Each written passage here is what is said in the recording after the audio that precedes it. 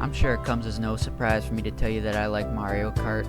I mean, who doesn't? It's probably one of Nintendo's best game series that they've ever made. So, I mean, it makes sense that it's likable. I personally have played a lot of Mario Kart, and I think I'd like to share it with you, just a couple moments that I've had with these games, how much they brought me joy and utter hatred. So let's get into it. I love Mario Kart Wii. Even now, it's definitely one of my favorite in the series. But as a little kid, I used to really hate Double Dash. Now, there was a not really great reason for this, because I hadn't even played the game before that point. If I had to pick a specific reason as to why I probably didn't like Double Dash, it was probably because of the people who did like Double Dash. One thing that I noticed a lot of people, online at least, would say, oh, Mario Kart Wii sucks and whatnot, which in of itself probably made me hate the game a lot more. But I think something that added to it was when they point out comparisons to the game and then say Double Dash did it better, and then not give a reason why they did it better. Like, for example, in Mario Kart Wii, the item balancing is complete and total bullshit. Now, I can see why somebody would hate Mario Kart Wii for that reason. But then they go on and say Double Dash is good because of this. And when you're a kid and you haven't played the other games, you think to yourself, well, that doesn't make sense. How come one thing is good because of this thing, but the other thing is bad because it does the exact same thing? Later on, I did realize that, hey, it might not actually have to do with the item balancing itself, and actually deals with invincibility frames. Because, I mean, if you look at Mario Kart Wii, you get hit by an item, you're toast, you're done for. I mean, it's complete and total bullshit. But then in Double Dash, it's like, you get hit by an item, oh, you're still in the game. Look how quickly you can recover. And I think that is one of the things that makes Double Dash just so much better than most other Mario Karts. It is just the downtime from getting hit by an item. Now that I actually have played the game, I can confidently say that this is one of the better games in the series, even if I suck complete ass at it.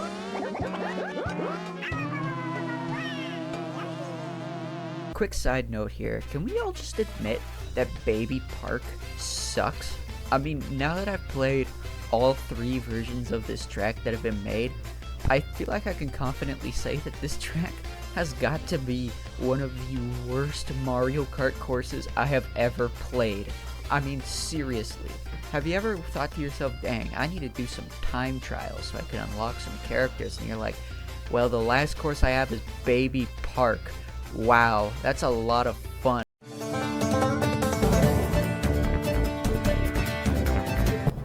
I'm not gonna lie to you here, I like the Booster Course Pass. I mean, obviously, I would have preferred it if the courses that were picked actually looked decently good. But for what it's worth, I liked it. It was good. My biggest issue, though, with the Booster Course Pass was the track selection. Now, obviously, every course was in Tour. Now, that's not actually a big deal breaker for me. I know for a lot of people it probably was, but like, honestly, it wasn't bad. It's just that the ones that they picked from Tour just were not great. I mean, there were a lot of courses in the Booster Pass that were actually really good courses. Tracks like 3DS Rainbow Road or Wii's Maple Treeway. The problem is because they were on Tour first, and Tour is a very simple game. A lot of these tracks were pretty simplified. Like, if we were to take those 2 that I just mentioned there, they look a lot more flat than their original counterparts.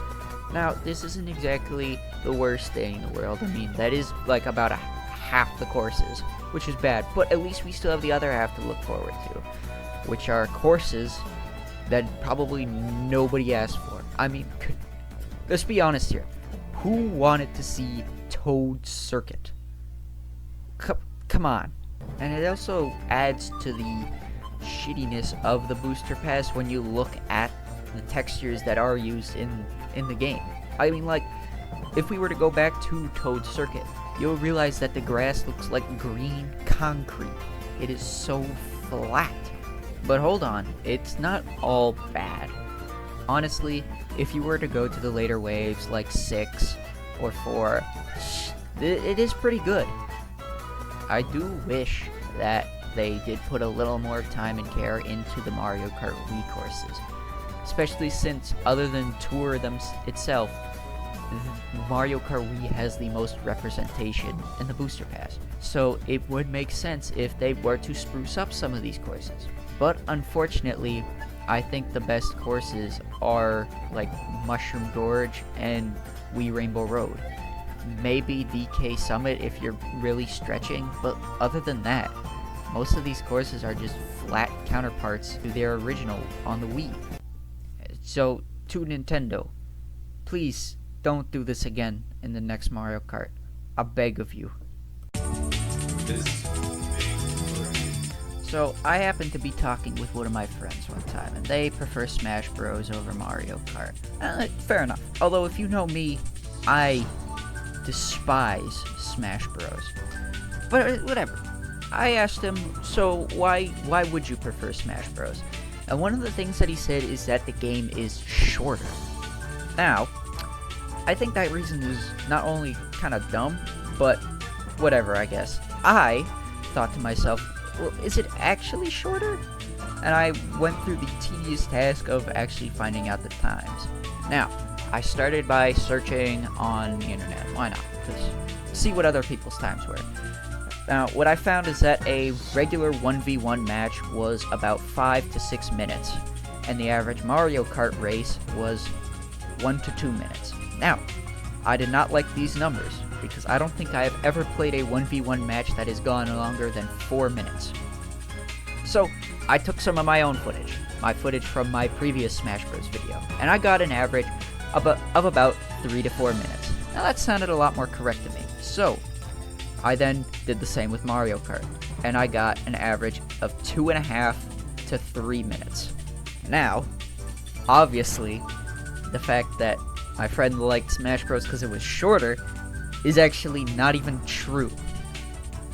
But I'll humor him here. Maybe he was referring to the time it takes to load up the game. And sure, Mario Kart does take a while to load up the game, considering everybody not only has to pick their character, but their cart. And because it's 8, you have to pick your wheels and glider too. So, obviously, that sounds like it's going to take longer, but really, it's not. If you were to actually look at Smash Bros., the load times are significantly longer than Mario Kart 8's, which is odd considering Mario Kart 8 has to load up a whole track and Smash Bros. Has to load up a PNG. Whatever, I digress. Anyway, there was no way that Mario Kart would take longer than Smash Bros. No matter what I did to try and make his point proven. There was just no way.